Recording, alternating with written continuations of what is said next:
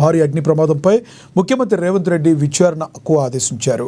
ఈ ప్రమాదానికి దారితీసిన అసలైన కారణాలు లోతుగా దర్యాప్తు చేయాలని ఆదేశించారు. భవిష్యత్తులో ఇలాంటి దుర్ఘటనలు జరగకుండా నివారణ చర్యలు చేపట్టాలని ప్రజలను అప్రమత్తం చేయాల్సిన అవసరం ఉందని తెలిపారు. మంటల్లో చిక్కుకున్న వారిలో 17 మంది మృతి చెందడం పట్ల సీఎం రేవంత్ రెడ్డి విచారం వ్యక్తం చేశారు. చనిపోయిన వారికి సంతాపం ప్రకటించారు. వారి కుటుంబాలకు సానుభూతి తెలిపారు. బాధిత కుటుంబాలను ప్రభుత్వం ఆదుకుంటుందని భరోసా కల్పించారు.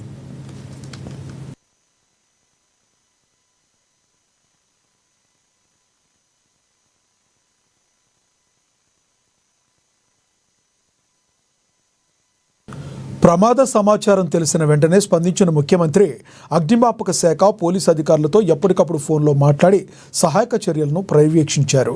సహాయక చర్యలను వేగవంతం చేయడంతో పాటుగా బాధితులకు మెరుగైన వైద్య సహాయం అందించేందుకు అందుబాటులో ఉన్న మంత్రులు, అధికారులు వెంటనే ఘటనా స్థలానికి వెళ్లాలని సీఎం ఆదేశించారు. సంఘటనా స్థలానికి వెళ్లిన మంత్రి పొన్నం ప్రభాకర్ ఐజీ నాగిరెడ్డితో ఫోన్లో మాట్లాడి గాయపడిన వారికి మెరుగైన వైద్యం అందించేలా ముఖ్యమంత్రి ఎప్పటికప్పుడు ఆదేశాలు జారీ చేశారు.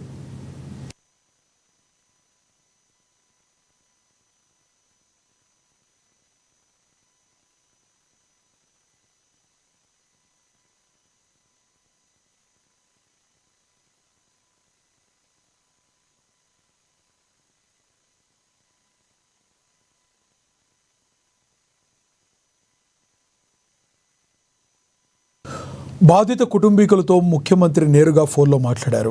ప్రభుత్వం తరపున తప్పకుండా ఆదుకుంటామని వారికి భరోసా కల్పించారు.